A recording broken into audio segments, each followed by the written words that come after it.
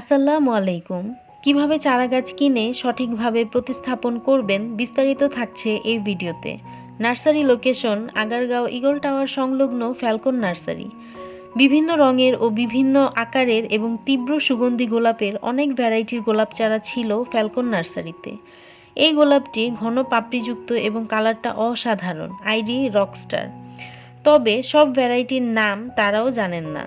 সুগন্ধি গোলাপের মধ্যে Double Delight, Heaven Scent, Memorial Day গোলাপ চারা তাদের কাছে অ্যাভেলেবেল ছিল। গোলাপ সারা বছরই ফোটে, কিন্তু গোলাপের আদর্শ সময় শীতকাল।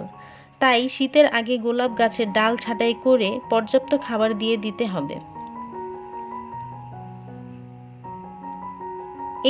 এই গাছগুলো আমি নিয়েছি, মাটি কমিয়ে নিয়েছি। তাদের কাছে বিভিন্ন সাইজের চারা রয়েছে। প্যাকেটের সাইজ ও গোলাপের ভ্যারাইটির ওপর দাম নির্ভর করে।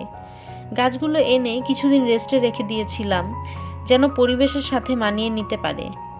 মাটি প্রস্তুত: বেলে দোআঁশ মাটি 40%, ভার্মিকম্পোস্ট 40%, কোকোপিট 10%, হাড়ের গুঁড়া 10%, 1 চামচ ছত্রাকনাশক মিশিয়ে গাছ রোপণের উপযোগী করে নিয়েছি। আমি 14 ইঞ্চি সাইজের মাটির টব নিয়েছি। টব ভাঙা টুকরো দিয়ে ছিদ্রটি আটকে দিব। তার উপর শুকনো খড় বিছিয়ে প্রস্তুতকৃত মাটি কিছুটা নিয়ে নেব। গাছটি মাঝ বরাবর বসিয়ে পূর্বের মাটি দিয়ে দিব।